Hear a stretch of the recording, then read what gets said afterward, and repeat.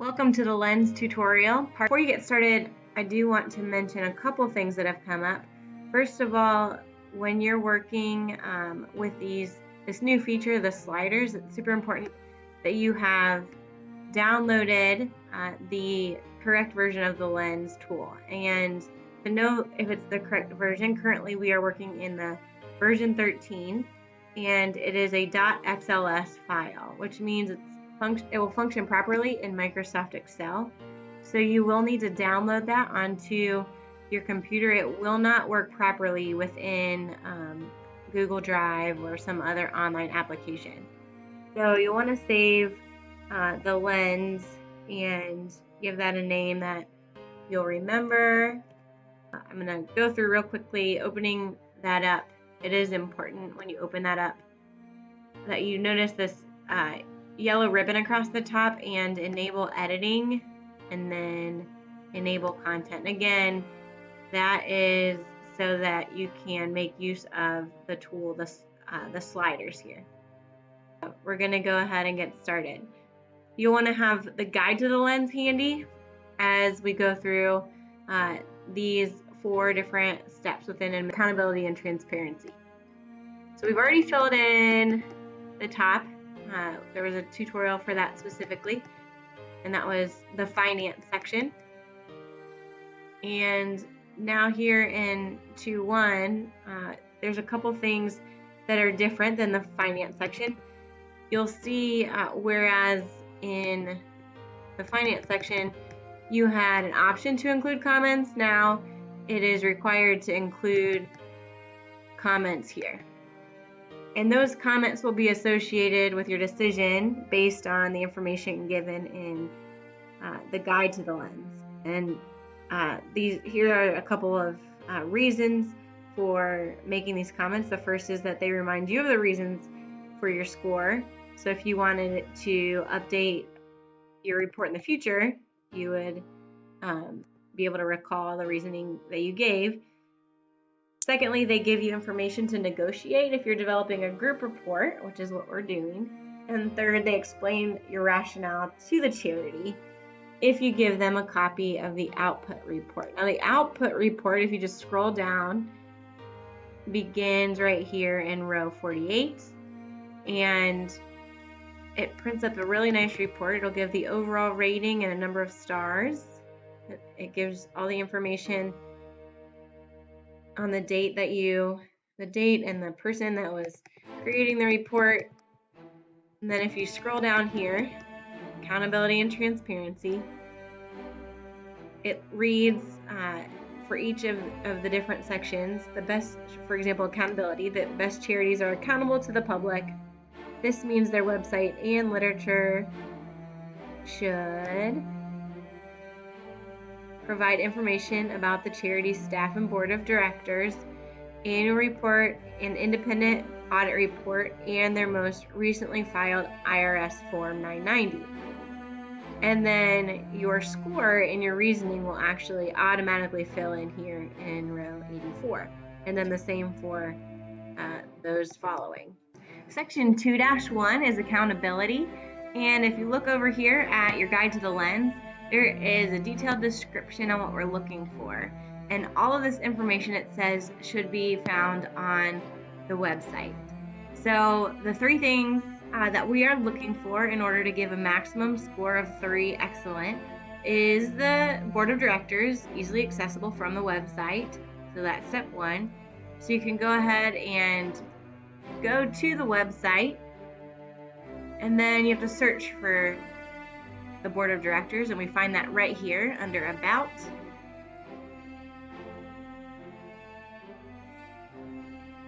The next thing that we're looking for is, did the charity publish an annual report? If we go to the website, you scroll all the way down to the bottom, financial reports is one of the links in the menu at the very bottom of the website. I actually missed it my first time around, so you might see this number adjusted in the rest of the video.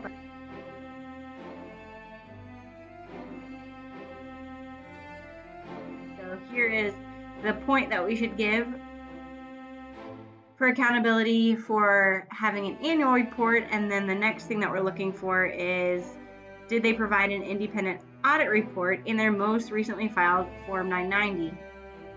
Within their annual report, you can see that they actually did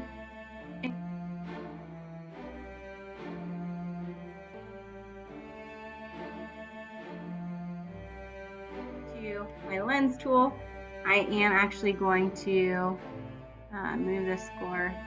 See, that should be down there. We had the board of directors, we had the annual report, we had a summary of the audit report, but it does indicate that they had one done, and then their most recently filed Form 990. So I'm going to go ahead and put a 2.8. And then in my summary, I'll include that the board of directors, the annual report, the Form 990 were all accessible on the website. The audit report mentioned, but not available.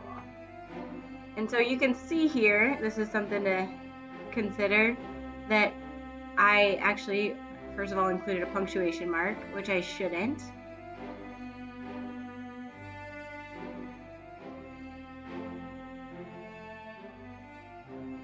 That fits in. If it fits within this green bar here, that is a good indicator that you have the correct number of characters.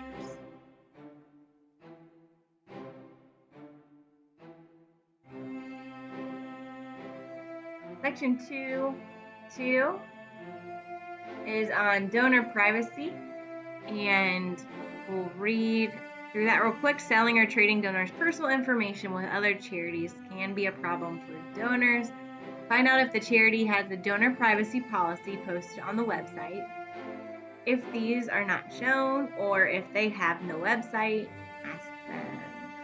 And here is a rating scale. So the policy exists, but it's not posted. Policy is posted, but the donor must opt out, or to get a score of 2, the top score, the policy is posted and the default provides donor protection.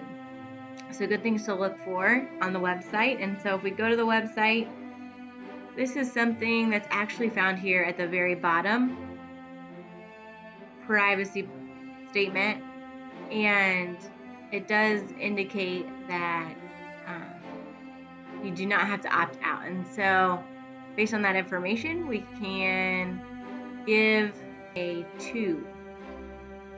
Initially, I didn't actually find the donor privacy policy because it was down at the very bottom. So if you saw my earlier report, I did not give it the highest rating, but later someone shared with me that it was right here at the bottom. So it can be challenging and time consuming a little bit to really dig into the website. That's something to encourage your students that they, and just to guide them that information can be located in a variety of places on the website. So privacy, again, recall that what we're writing here follows the word because and is inserted in the middle of a sentence. So we don't want to start with a capital letter. We don't want to end with punctuation. So it would say because, let's say the privacy policy is posted and is not, let's say, and the default provides donor protection. So just going back to what we see here, default provides donor protection. No punctuation.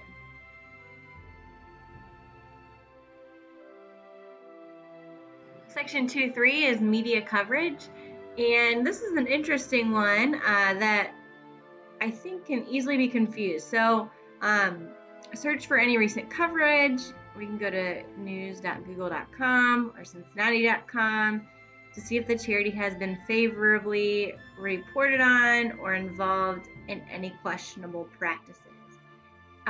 One thing that my students had trouble with is if they did not find news coverage, they gave the nonprofit a 0, which is not correct. So balanced reviews or not much news would still give them a score of a 0.5, and you can see that other categories go up to a 3 or a 2 or a 4. This is not significantly impacting to the overall score if they do get a 0.5 for not having much news coverage. So it's just a little clarifier based on experience with my students. And looking up Child's Hope International in my Google search, I found an article from Cincinnati Magazine, which does give them a favorable report.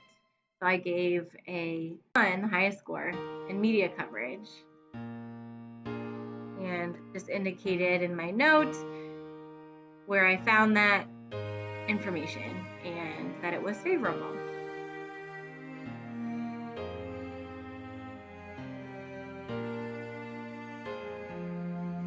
Section 2.4, Best Practices, is probably the most challenging of all of the sections for the lens tool. So don't be intimidated. It just requires working through several different steps here. So we'll start at the top. Is the charity committed to using best practices? That's the goal. Part A instructs us to go to give.org and search using the charity's official name. If the charity is not listed, skip to paragraph C. If it is listed, select the appropriate bullet. So on give.org, search for Child's Hope International, and we can see it is listed. We can click to see the full report. Here it says it is an accredited charity, meets the standards, and you can see those all checked off right here.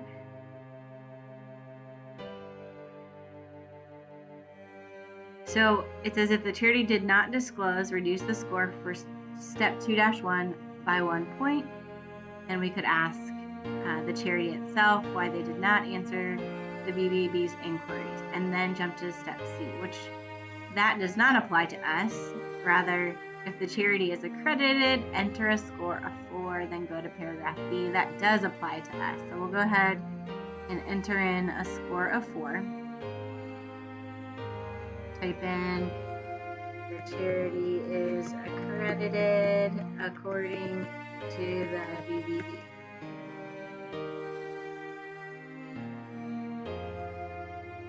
And we could skip to step B. If the full report contains a financial tab, click on it, then note the fiscal year ending date on the first line. Compare this with the ending date of the report from line A on page 1 of the IRS form. If there is no financial tab, or if the date here is the same or older than the tax report, ignore this step, which happens to be the case for us. The date under the financial tab and the date on our Form 990 are the exact same. Otherwise, replace the old data with that found here. Also click on the Governance tab and to find and then enter the newer CEO compensation. And that also was a modification from the original 990 tax form. The $58,000 represents the adjustment based on our value here versus what we saw in the 990 tax form. So as you can see, our step 2-4 was fairly simple. However, you will inevitably run into charities that are not quite as simple. And so you may have to jump to this bullet here, our third bullet, if the charity is not accredited. So if we did not see this big green check mark, accredited charity, on give.org, we would have to consider these different possible scores. So not accredited, but meeting all standards, meeting all but 1, meeting all but 2, meeting all but 3, and that would help us give our score. If we had to jump to step C, which would be because they are not listed on give.org, then we would actually have to refer to the 990 tax form in order to get our score for this step. Reading through all of these different pieces, you can find out if they have those policies, yes or no, and make a decision. Part D then says make a judgment of the score for this area based on the information found. So following C, if it was not listed on give.org, then you would just make your best judgment, 0 if no information can be found, and then somewhere in between 0 and 4 if information is found.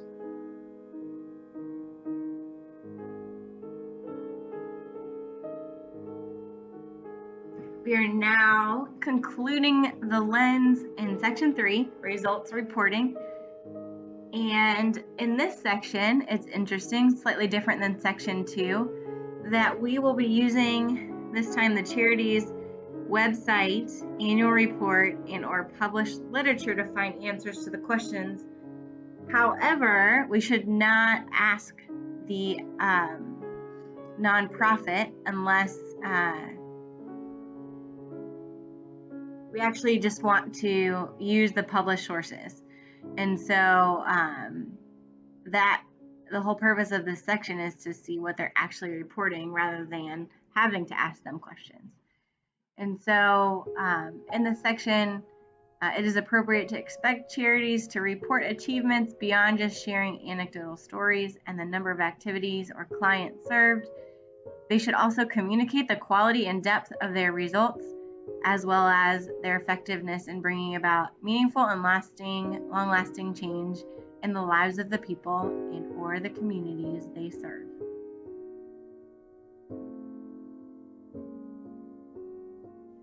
So we'll start with section 3.1. Does the charity define their mission by an activity they perform or by a result they hope to achieve? Do they clearly explain what they expect to accomplish and how much service is required to produce results? Do they show evidence that demonstrates that their approach is effective? Do they explain who else may offer the same or similar service and why their organization is needed? Does all this lead to a charity purpose that seems both needed and effective to you? So I've actually already filled in my ratings for these different sections. And so for the purpose section, according to what I found on the website and published materials, I said the purpose and outcomes are clearly stated, as well as a valid need and partnering organization. So sometimes the explanations, in order for me to fit them in, it says that there is a limit to your reason of 150 characters. So sometimes I had to kind of abbreviate my explanation, but I think the point comes across that the purpose and outcomes are clear, and that partnering organizations are mentioned. So I gave a score of a 2. And that information again was found on the website.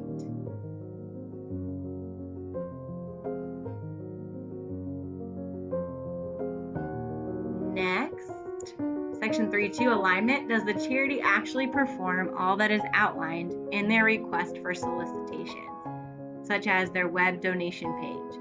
Does the charity use all of their money and staff time in ways consistent with their message? To check this, review the Statement of Program Service Accomplishments found on page 2, part 3 of both versions of the IRS forms. You should judge the program descriptions and funding allocations reported there seems well aligned for achieving results. And so again, this is already filled in, so I've already gone through those reports and found that they ranked at the maximum score of a 2.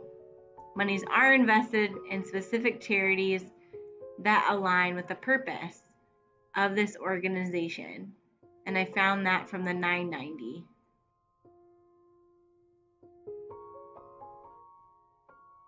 third is validation. And this one was a little bit more challenging for me. I actually initially gave a different score, and then through the process of consulting with others that also evaluated a Child's Hope International, I changed my score. And so I'll also change my explanation in just a second. So, validation: can you find indication that the charity's approach has been reviewed or written about by objective third parties? Do such reports focus attention on results that could potentially provide a vote of confidence in the organization? Does the charity analyze feedback from constituents, the clients it serves, consumers, beneficiaries, etc., to improve the quality of service? And we'll assign a score of 0 to 2, with 2 points for strong validation and lesser amounts for varying degrees of departure. So, the main source that I found that was a third party was the Cincinnati Magazine article. However, I also looked at the results tab. Here it is. It's under About. So here's our results. And I found some information that validates what they are doing there. However, it is clear that we should be looking for objective third parties to also report. And since all of the information that I found was on the website reported by a Child's Hope International, I am going to adjust my score. I had a 2. I think I'll give it a 0.5, since there's actually not much information from third parties other than that magazine article. So I'm just going to indicate lacking third party validation.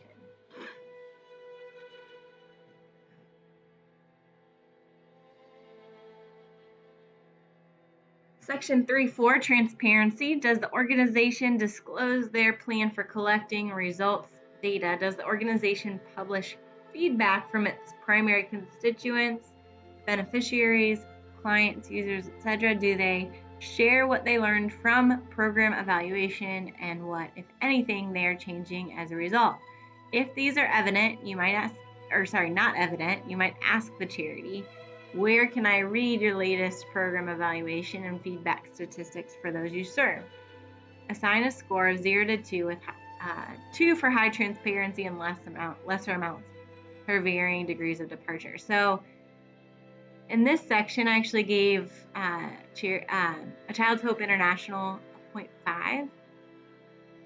So the reasoning here is from give.org, the annual report standard was met, but further transparency indicators were not found. And so in looking at, I found this on through their website, their 2015 annual report, and you can see some indicators of transparency, but again, you don't find too much outside of their own given information. So 0.5 for transparency. And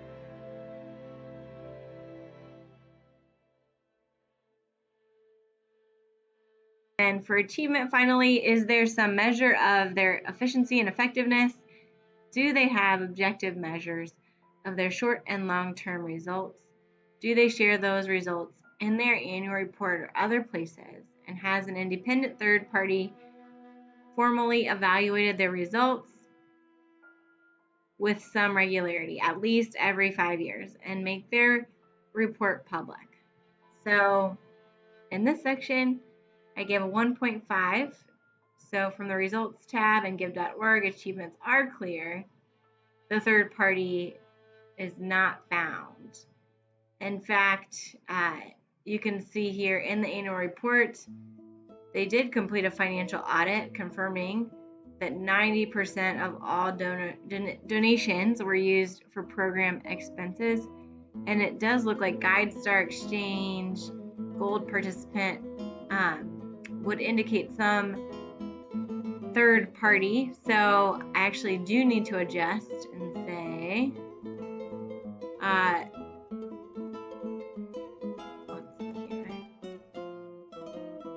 So this is a trick here to edit what you've already written in your explanation.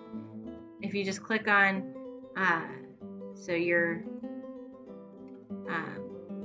cell here, you can actually go up to this bar and edit. So I would change that. Achievements are clear. And third party audit out. So I'm going to actually adjust my score from a 1.5 to a 2. Our final score for A Child's Hope International using the Lens evaluation tool is an 85.1, and we can actually see the report that could be given to the nonprofit listed below, and you can see it actually pops up with 3 stars, which indicates that this is a good nonprofit organization to consider for giving our funds. And then all of the different elements have now been filled in with our information, including things like media coverage, where we said with a maximum score of 1 for this area, this charity received a score of 1, and that was filled in because of what we indicated, and that was because one article in the Cincinnati Magazine spoke highly of A Child's Hope International, and those were our words.